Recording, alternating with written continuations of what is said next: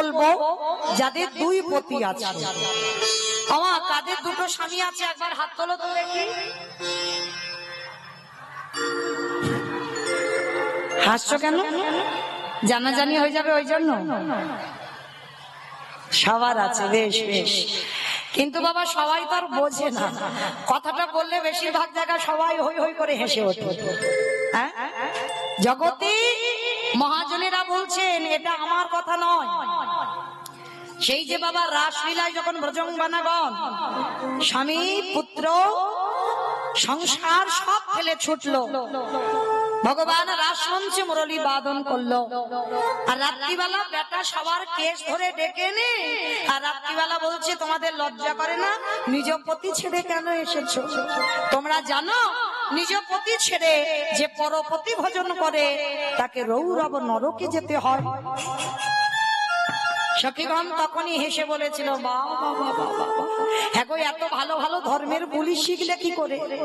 ছেলে তো চোর, ছেলে তো ব্রজের চোর, মন চুরি করো, কাপড় চুরি করো, হ্যাঁ ক্ষীর চুরি করো, ননি চুরি করো, মাখন চুরি করো, আর এত বড় বড় পুলিশ শেখো কোথা থেকে? হ্যাঁ, রাত্রিবেলা আমাদের স্বামীর কোলের কাছ থেকে টেনে নিয়ে চলে এসেছো, আর এখন বলছো আমরা অসতী হয়ে গেলাম। শোনো, কিচ্ছু জানো না, সতী তারাই জগতে যাদের দুই পতি হয়। এটা মৌমিতা বলছে না, বৃন্দাবনের ব্রজগোপীগণ বলেছিল গোবিন্দকে।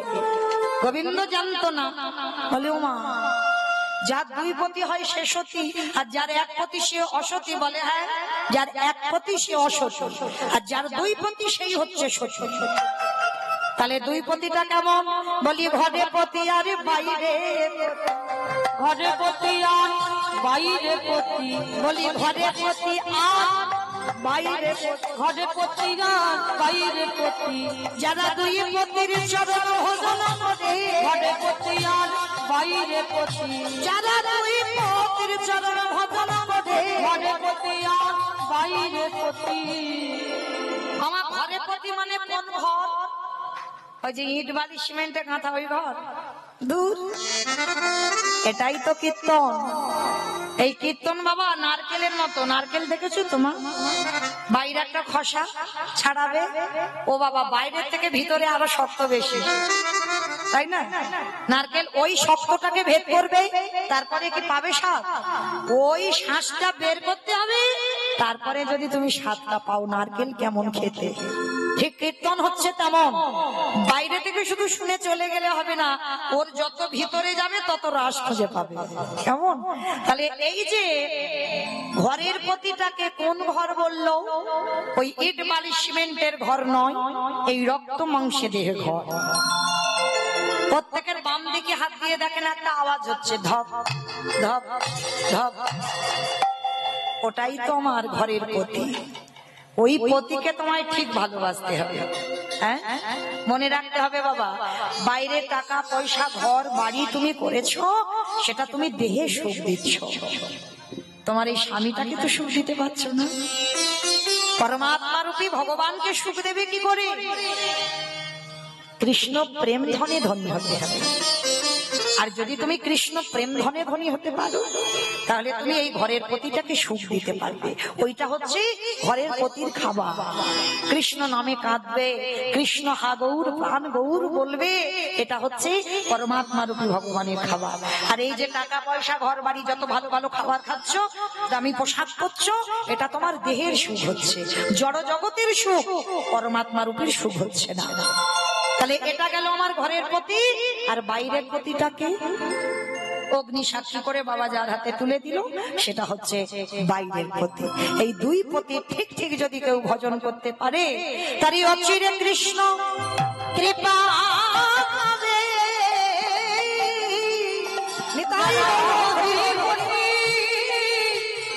ভজন করি তাদের অচিরে কৃষ্ণ প্রাপ্তি হবে। তাহলে চলো আজকে আমরা শুনবো মর্তের মাটিতে মহাসতী অনুসুবাদ চরিত্র। বৈকুণ্ঠপতি নারায়ণ মায়েরা, বিশেষ করে আপনাদের যদিও আমার দাদা ভাইরা বাবারা যদি নাও শোনে খুব মন দিয়ে, অসুবিধা নাই, কিন্তু তোমাদের শুনতে হবে, কারণ সংসার সুখের হয় পুরুষের গুণে। হ্যাঁ দেখেছো, মানে খিচুড়ি ছিলেও যায়নি, বলে নাকি পুরুষের গুণে, মানে নিজের ঢাক নিজে পেটিয়ে দিও। কিন্তু সংসার সুখের হয়, এটা খনার বচন আমরা সবাই জানি, রমণীর গুণে, তাই তো? কিন্তু রমণীর গুণটা করে তো দেখাতে হবে। কৃষ্ণ ভজিবার তারে সংসারে আয়ুন, মিছে মায়ায় বদ্ধ হয়ে বৃক্ষ সম হইন। মনে রাখতে হবে এ দেহটা কৃষ্ণ ভজনের জন্য, কৃষ্ণ সাধনার জন্য। শুধু এই ছেলেপুলে মানুষ করব, রান্না বান্না করব, গোয়াল পরিষ্কার করব, বাসন মাজবো না, সারা দিনের মধ্যে তোমার কৃষ্ণ ভজনের জন্য এই দেহটা। এ চরণ দিয়েছো কৃষ্ণ স্থানে যাবার জন্য, এ হাত দিয়েছে গোবিন্দ ভজন করবার জন্য, কর্ণ দিয়েছে কৃষ্ণ নাম শুনবার জন্য, চক্ষু দিয়েছে ভগবত দর্শন করবার জন্য, জিহ্বা দিয়েছে কৃষ্ণ নাম বলবার জন্য। এই 10 ইন্দ্রিয় দিয়ে আমাদের গোবিন্দ সেবায় লাগাতে হবে, তবেই তোমার মনুষ্য জন্ম সার্থকতা হবে। এই যে আমাদের 10 ইন্দ্রিয় যেন গোবিন্দ সেবার কাজে লাগে। আজকে ভগবান খুঁজতে বার হবে মর্তের মাটিতে কোথায় মহাসতীর জন্ম হয়েছে। চলো বৈকুণ্ঠপতি নারায়ণ বসে বসে চিন্তায়, যেন চিন্তায় বসে আছে। হঠাৎ আমার দেবর্ষি নারদ, আর নারদের তো একটাই অভ্যাস, সর্বদা বিনাতে হাতে মোটাতে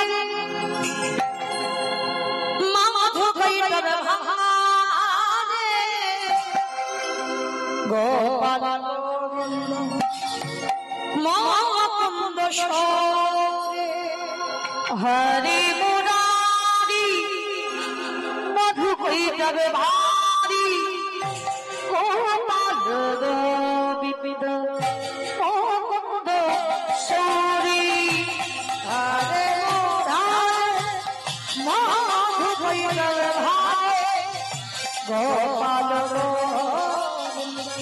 মুকুন্দ সরে হরি মুরারি মধু কইরবে ভারি গোপাল গোবিন্দ মুকুন্দ সরে রাম নারায়ণ মুকুন্দ মধুসূদন কেশব কামসাদেহা বৈকুণ্ঠ হরি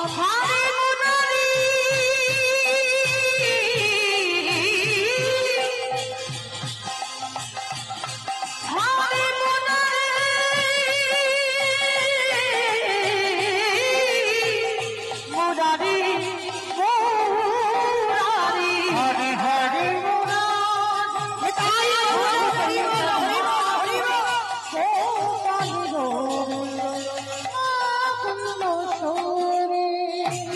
নারায়ণ নারায়ণ নারায়ণ। কি ব্যাপার নারদ, হঠাৎ আমার বৈকুণ্ঠে তুমি ছুটে এসেছো?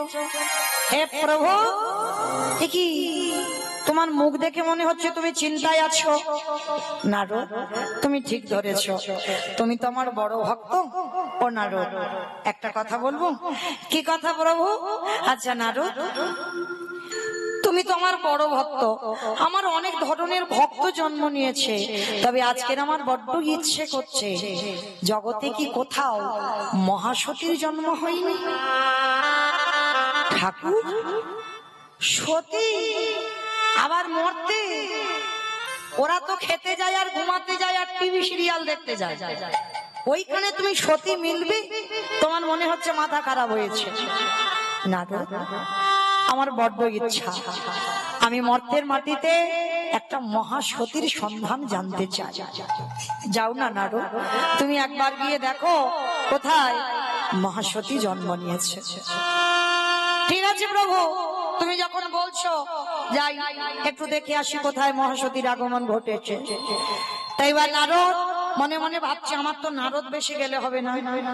আমার যদি ভগবান হঠাৎ নারদকে মরতে পাঠায়, মর্ত কোনটা? উপরেরটা, উপরটা নাকি মর্ত? হ্যাঁ, যেটাই বসে আছেন, আমরা দাঁড়িয়ে আছি। তা হঠাৎ যদি নারদ দাঁড়ায় কি হবে বুঝতে পেরেছো? সেলফি তুলবে। একটা সিনেমা আর্টিস্ট এলে কি হয়, আর যদি নারদ এখানে এসে দুম করে নেমে যায়, বাবা উপায় আছে? হ্যাঁ, আর কীর্তন হবে না। তা নারদ মনে মনে ভাবছে আমাকে তো এই রূপে গেলে হবে না, আমাকে একটা বৈষ্ণব রূপ ধারণ করতে হবে। একটা বৃদ্ধ বৈষ্ণব রূপ ধারণ করেছে, আর বৈষ্ণব রূপ ধারণ করে এসে দাঁড়িয়েছে কোথায়? একেবারে মর্তের মাটিতে। আর মর্তের মাটিতে সকাল থেকে সন্ধ্যা পর্যন্ত মা ঘুরে বেড়াচ্ছে। মানে নারদ বড় লোক বাড়িতে যাচ্ছে, আর যেখানে যাচ্ছে দারোয়ান দাঁড় করানো আছে, বলছে দাঁড়াও দাঁড়াও দাঁড়াও দাঁড়াও, দুপুর বেলা এসেছে, এখন ভিতরে যাওয়া যাবে না, এখন আমাদের ভিতরে ঢুকতে দেওয়া নিষেধ আছে। কেউ আর খেতে দেয় না, দূর দূর করে দাঁড়িয়ে আছে। নারদ মনে মনে ভাবছে কেন যে কুকক্ষণে মরতে আমি এসেছিলাম, সারাদিন ঘুরে বেড়াচ্ছি, সতী তো দূরের কথা, একটা ভক্ত পাচ্ছি না। আর সতী এইবার এত খিদে পেয়েছে নারদের, সন্ধ্যা গড়িয়ে গেছে, আর জঙ্গলের ভিতরে প্রবেশ করে একটা গাছতলায় বসে বসে কাঁদছে, প্রভু এবার যে আমার বড্ড খিদে পেয়েছে, এবার আমি কোথায় খাবার পাবো বলো তো দেখি। যার বাড়িতে যাচ্ছে সে তো ভালো করে আমায় খেতে দিচ্ছে না, ঢুকতে দেয়নি, খেতে দেওয়া তো দূরের কথা, আর তুমি পাঠিয়েছো মর্তে সতী, এই মর্তেতে সতী পাওয়া অসম্ভব প্রভু। আর মনে মনে ভাবছে, আর ভাবতে ভাবতে হঠাৎ দেখে না একটা পাহাড়ের উপরে টিপ টিপ করে একটা আলো জ্বলছে। আরে ওই তো একটা আলোর যেন দিশা দেখা যাচ্ছে, দাঁড়াও একটু সন্ধ্যাবেলায় যাই, গিয়ে দেখি যদি কিছু খাবার টাবার পাই। তা নারদ বৈষ্ণব সেজে লাঠি ঠুকতে ঠুকতে গেছে, আর সেই বাড়িতে গিয়ে ডাকছে, অমা মা রে, কেউ বাড়িতে আছিস? মামা একটু বেরিয়ে আইলাম মা, আমি সকাল থেকে কিচ্ছু খেতে পাইনি, দুটো খেতে দিবি মা? আর ওই পদ্মকুটির টাকা, ওই কুটিরে দুইজন বাস করত, মা অনুসভা আর স্বামী অত্রিমুনি। দুই স্বামী স্ত্রীর বসবাস। তো স্বামী স্ত্রী যখন বসবাস করছে, আর যেই না সন্ধ্যাবেলায় ওই নারদ মুনি বৈষ্ণব সেজে গেছে, সঙ্গে সঙ্গে অনুসূয়া মা তাড়াতাড়ি করে মাথায় কাপড়টা দিয়ে বলছে, বাবা আপনি একটু আসুন, আপনি আসুন, সন্ধ্যা হয়েছে তো, মা দুটো খেতে দিবি মা? বাবা আমি অবশ্যই দেব, কিন্তু বাবা এখনো তো আমার স্বামী সেবা হয়নি, আর এই জীবনে আমি স্বামী সেবা ছাড়া আমি আগে কাউকে কোনোদিন সেবা দিইনি। নারদ মুনি যেই না কথাটা শুনেছে, দাঁড়িয়ে থেকে চমকে উঠেছে, ও বাবা এ আবার কিরকম মেয়ের সঙ্গে দেখা হলো, এ স্বামী সেবা করবে তারপরে অন্যান্য সেবা। ঠাকুর মনে হয় পেয়েছি বলে মনে হচ্ছে, এই মর্তে এরকম মেয়ে আছে বলে তো আমার জানা নাই।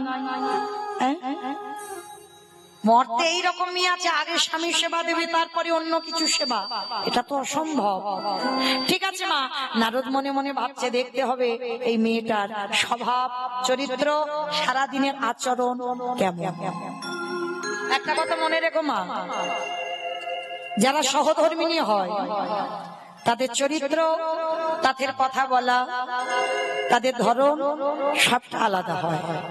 বউ আলাদা, স্ত্রী আলাদা, সহধর্মিণী আলাদা, এই নারীদের মধ্যে পাওয়া যায়, কিন্তু এখানে খুঁজলে বাবা একটা মিলবে কি তা সন্দেহ। বাবা শোনা, বাবা তুমি এখন কাগজটা রেখে দাও, এখন দিও না, পরে দেবে, পরে দেবে শোনা, পরে দেবে, এখন দিও না। তাই পার যেই না মর্তের মাটিতে অনুসূয়া মা নারদ বলে তো চিনতে পারছে না, ভাবছে সাধারণ একটা মানুষ এসেছে। এইবার সন্ধ্যাবেলায় কি করেছে মা, সন্ধ্যা প্রদীপ দিয়ে এইবার প্রথমে স্বামী সেবা করেছে, স্বামী সেবা করে এইবার যা রান্না করেছিল অতিথি রূপী নারদকে সেবা দিয়েছে, নারদের আসন পেতে দিয়েছে, অনুসূয়া মা পাশে বসে পাখার বাতাস করছে। আমা এখন যেমন কারেন্টের বেলায়, তখন তার না, স্বামী সেবা বলো অতিথি সেবা বলো, পাশে বসে পাখার বাতাস করতে হয়। সেদিনটা মনে হয় ভালো ছিল, তাই না? অনেক উন্নত হচ্ছে তো, আরো জগতে না জানি আমার ছেলে পুলের বেলা আরো কি হবে। হরি বল।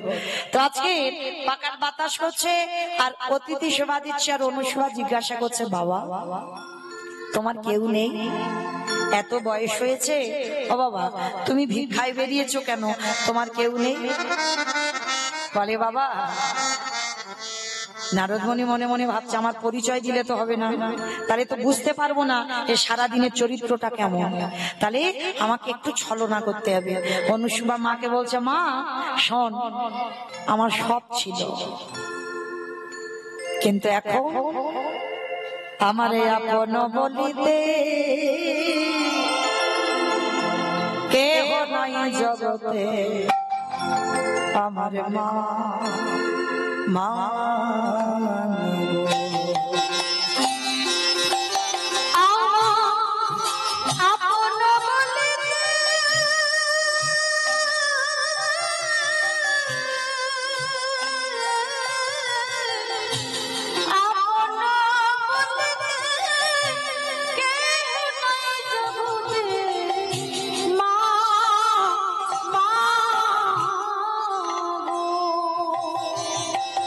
আমারে ভাগ্য দেব অন্ধ, আমারে কপালে মন্দমা, আমারে ভাগ্য দেব অন্ধ, আমার কপালে মন্দমা, আমারে ভাগ্যেতে এসো বলো না আমার মা।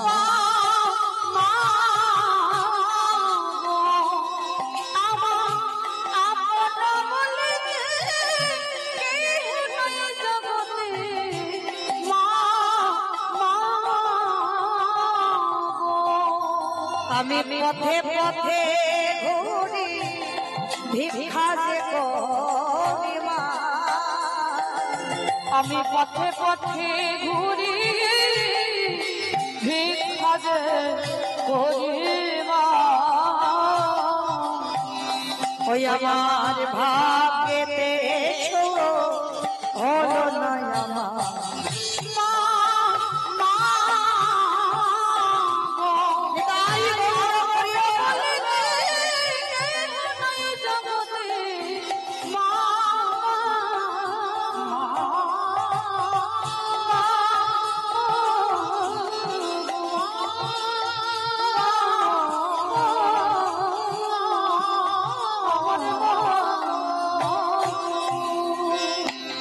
যেই না এসে দাঁড়িয়েছে অনুসুমা মার কাছে বলছে, বাবা আমার সব ছিল, কিন্তু এখন কেউ নেই। অনুসুমা মার হৃদয়টা দুলে উঠলো, বাবা তোমার যতদিন ইচ্ছা, তোমার যখন কেউ নেই তুমি আমার বাড়িতে থাকো। নারদ মনে মনে চিন্তা করছে, ও মেয়ে, আমি তো সব সময় থাকবো বলে আসিনি, আজকে রাতটা আমি থাকবো, আর রাতটা থাকলেই আমি বুঝতে পেরে যাব তোর চলাফেরা, তোর চরিত্র কেমন। এইবার নারদ মুনি ছদ্মবেশে আছে বাড়িতে, সারা রাত স্বামী সেবা করে ঘুমিয়ে পড়েছে। ঠিক ব্রহ্ম মুহূর্ত, সূর্য উদয়ে 1 ঘন্টা 36 মিনিট আগে